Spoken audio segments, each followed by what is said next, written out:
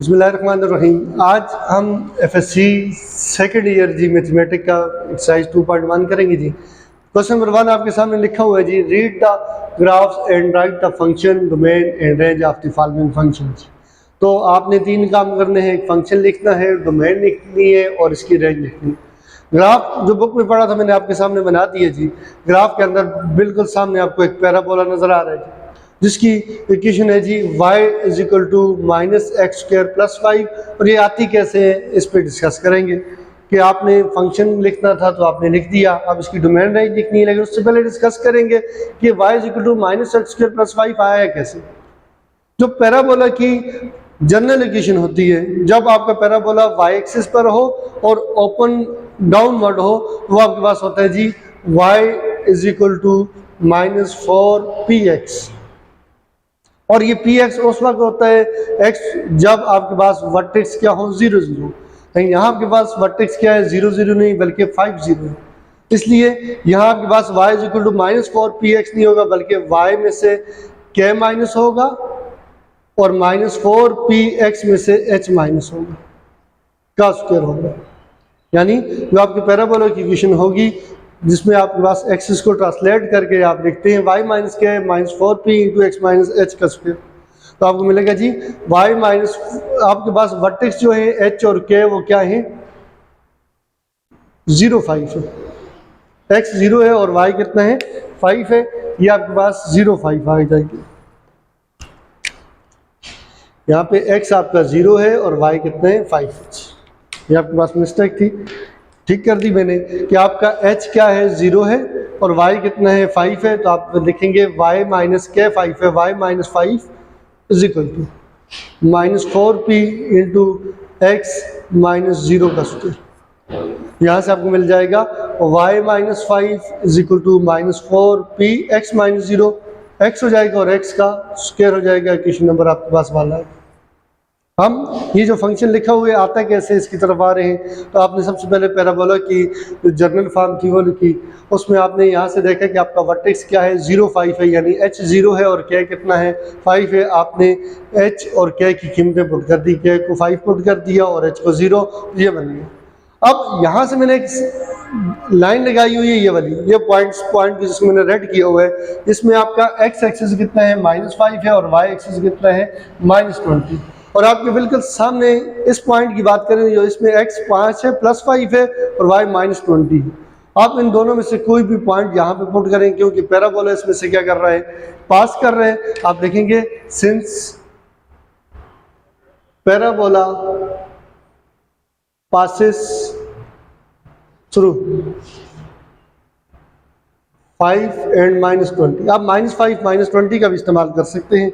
5 और 20 में से पास करता है, लिहाजा इसमें आप x की जगह क्या पुट कर ले 5 पुट कर लें और y की जगह -20 पुट करें तो इसको सेटिस्फाई करेगी। और असल हमारी मंजिल क्या है, आप p की वैल्यू भी निकाल दें, तो आपके पास 100 आप y की जगह क्या हो जाएगा -20 आ जाएगा और -5 इज इक्वल टू, आपने y की जगह -20 लिख दिया, -5 इसी तरह इक्वल टू -4p और x की जगह आप क्या लिख देंगे 5 और ऊपर स्क्वायर उसी तरह से।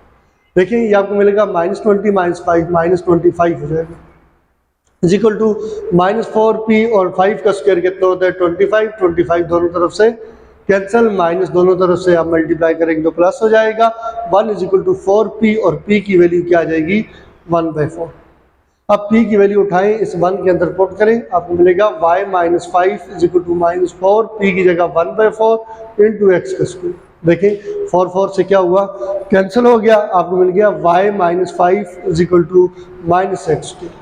ये -5 है तो जाके क्या हो जाएगा +5 -x² + 5 आपको मिल जाएगा।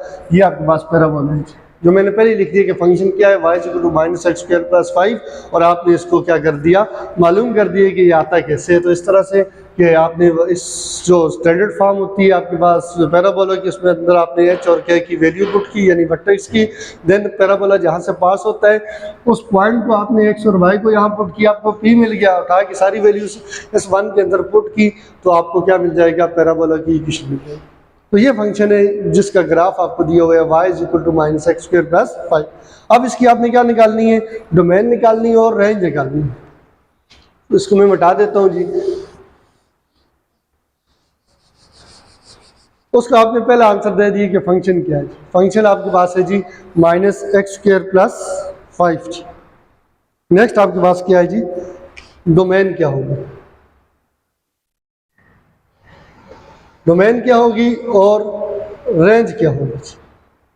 तो डोमेन के लिए फंक्शन आपने मालूम कर लिया जी, फंक्शन इज y = -x² + 5। आप ग्राफ से भी देख सकते हैं कोई कहीं पे इंफिनिटी नहीं दे रहा है x, और यहां से भी देखते हैं कि x की कोई ऐसी वैल्यू नहीं जो आपको इन्फिनिटी दे, क्योंकि हम डोमेन में x की उन वैल्यू को निकाल देते हैं जो आपको इन्फिनिटी दे या आयोटा दे। तो कहीं भी आपको इन्फिनिटी या आयोटा नहीं मिल रहा, लिहाजा इसकी डोमेन क्या होगी, डोमेन बराबर होगी किसके, x such that x belong to real number, और कोई रिस्ट्रिक्शन नहीं है डोमेन के ऊपर कि x फलां x की वैल्यू को निकाल दो, क्योंकि कोई भी x की वैल्यू आपको इन्फिनिटी या आयोटा नहीं दे। रेंज के लिए आप क्या करेंगे, y = -x² + 5 आपको दिया हुआ है, x को अकेला करेंगे, -x² इधर आएगा तो +x² हो जाएगा, प्लस y इधर आके क्या हो जाएगा, -y हो जाएगा।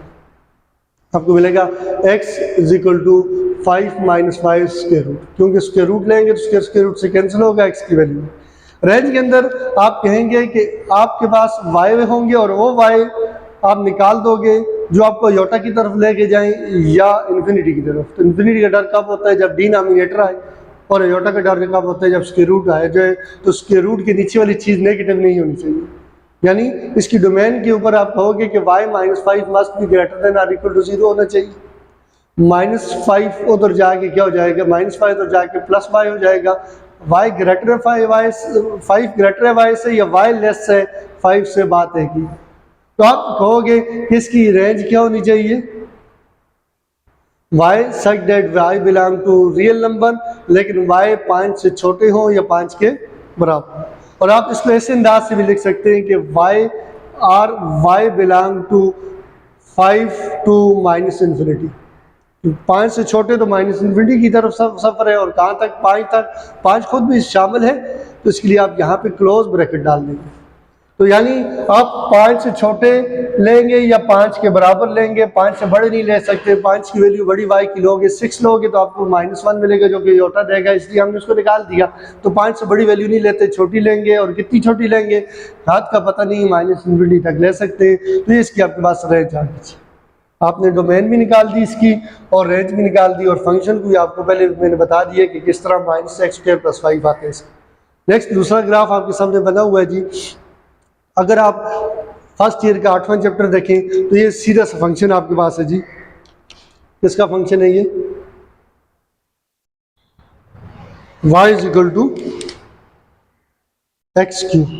ये x³ है आपके पास, और यहाँ पे आपके पास y = x³ का ये ग्राफ बना हुआ है। इसके अंदर डोमेन क्या है जी,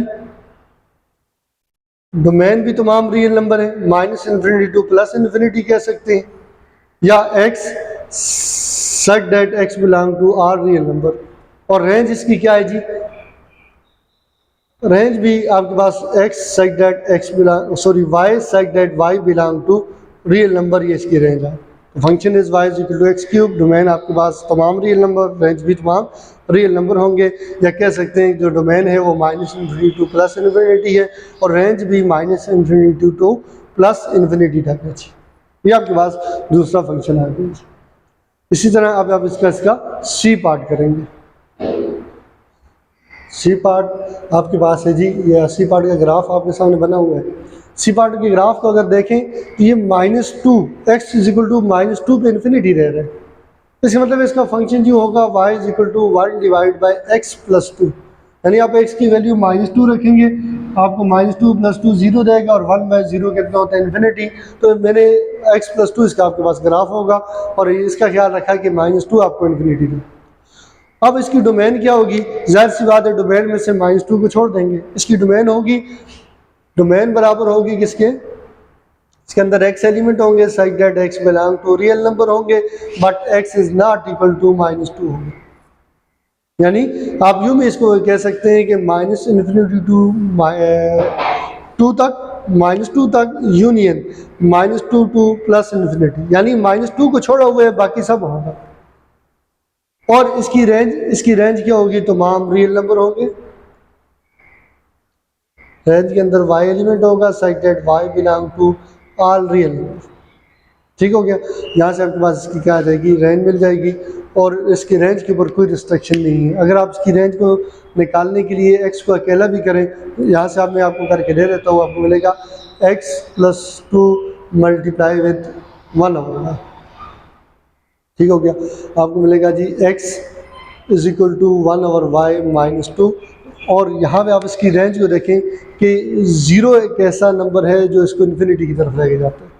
y की वैल्यू 0 जो है वो आपको इन्फिनिटी की तरफ लेके जाती है, बाकी कोई भी नहीं है, तो आप कहोगे y = 0। 0 नहीं होनी चाहिए, बाकी सब इसके रेंज के अंदर आएगा। 0 के अलावा सारा कुछ इसके रेंज के अंदर आ जाएगा। ठीक हो गया। अब आते हैं जी डी पार्ट की तरफ। डी पार्ट में आपके पास फंक्शन क्या है, एक लाइन है, और इस लाइन की इक्वेशन कैसे निकालेंगे, आपको 2 पॉइंट मैंने मेंशन कर दिए। आपका एक पॉइंट आपके सामने है ये जी +7 0.7, यानी x 0 है और y 7 है। और दूसरा पॉइंट यहाँ पे देखें 1 2 3 4 में से गुजर रहा है, तो -4 और 0 है। इन दोनों पॉइंटों की मदद से आप इस लाइन की इक्वेशन भी निकाल सकते हैं। सबसे पहले आपके पास पॉइंट है जी -4 0 है, और दूसरा पॉइंट है 0 से। अगर आप स्लोप निकालना चाहें तो क्या होगा, y में से y माइनस होगा और x में से x माइनस होगा, तो आपको मिलेगा 7/4। आपके पास फार्मूला होता है y - y1 = m × x - x1, किसी भी लाइन की इक्वेशन निकालने का। y - y1 की वैल्यू आपके पास कितनी है जी, -4, और m आपके पास कितने हैं, 7/4 = x माइनस, और x1 कितना है जी, 0। आपको मिलेगा y + 4 = 7/4x + 4 जो जाके -4 हो जाएगा, 7/4x - 4। सबको 4 से मल्टीप्लाई करें, वो मिलेगा 4y = 7x - 4। ये +4y है, उधर जाके क्या हो जाएगा, -4y, और +4 = क्या हो जाएगा, 0। ये आपके पास फंक्शन आ गया, जिसकी ये आपके पास इक्वेशन है। अब इसकी डोमेन क्या होगी, उसके लिए मैं इसको मिटा देता हूँ।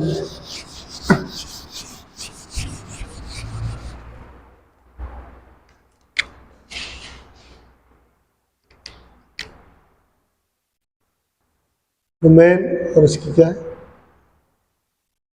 तो इस फंक्शन के लिए डोमेन भी तमाम रियल नंबर होंगे। x such that x belong to real number, यानी -∞ to +∞ होगी, और रेंज भी y such that y belong to real number, यानी -∞ to +∞। ये आपके पास इस फंक्शन की डोमेन होगी, और ये रहेगी। अब हम आते हैं इसके डी पार्ट तो हो गया, ई और एफ पार्ट जो सेकंड लास्ट पार्ट है जी, उसकी तरफ आते हैं। ई पार्ट के अंदर आपको फिर पैराबोला दिया हुआ है जो कि ओपन अपवर्ड है, और ऐसा पैराबोला जिसके वर्टेक्स क्या है, 0 0 है। तो ये आपके पास है भी y एक्सिस पर, तो आप कहोगे y = 4px² के आपके पास क्या हो जाएगा, y = 4px² हो जाएगा। अब ये पैराबोला आप मैंने पॉइंट मेंशन किया -4 15 से पास हो रहा है, तो आप x की जगह क्या पुट कर दें, -4 का स्क्वायर हो जाएगा, और y की जगह क्या पुट कर दें, 15। आपको मिलेगा 15 = 4p × माइनस का स्क्वायर प्लस 4 4 जार 16। आपको मिलेगा 15 = 16 4 जार 48p हो जाएगा, और यहाँ से p की वैल्यू आएगी 15/48। उठा के यहाँ पे पुट करें, आपको मिलेगा y = 4p, p की जगह लिख देंगे 15/48, 4p की जगह 15/48 x²। 4 1 * 4, 4 1 * 4, 4 2 * 8। आपको फंक्शन मिलेगा y = 15/12 x², जिसका ये आपके पास ग्राफ है पैराबोला का, वो फंक्शन ये होगी। अब इसकी डोमेन क्या है, डोमेन इसकी होगी x such that x belong to real number, कहीं भी x आपको इन्फिनिटी नहीं देगा, कोई भी x की वैल्यू आपको यहाँ नहीं देगी, और रेंज भी इसकी क्या होगी, y such that y belong to real number, यानी डोमेन भी होगी -∞ to +∞, और रेंज भी होगी -∞ to +∞। अब आखिरी पार्ट की तरफ आते हैं जी। सबसे पहले आपके सामने ये जो इस किस्म का ग्राफ होता है, ये मार्ट का होता है, जहाँ पे ये दोनों लाइनें मिलती हैं आपके पास, वहाँ आपका मार्ट आपको मिलेगा मार्ट ऑफ x। अगर ये लाइनें अगर 3 पे मिलती तो इसका ग्राफ होता मार्ट ऑफ x + 3। -3 पे मिलती तो -3 होता। अभी किस में मिल रही है, 0 पर x + 0 है, तो मार्ट ऑफ x। ठीक हो गया। अब इसकी डोमेन क्या है, इसकी domain x such that x belong to तमाम रियल नंबर, और इसकी रेंज भी क्या है, x such that x belong to y such that y belong to real number. या इसके बाद आपके पास डोमेन आ गई, फिर इसकी क्या आ गई, रेंज है। इस तरह आपका क्वेश्चन नंबर 1 के 6 पार्ट आपके पास इस वीडियो के अंदर कंप्लीट होते हैं। नेक्स्ट वीडियो में क्वेश्चन नंबर 2, 3 और 4 होंगे।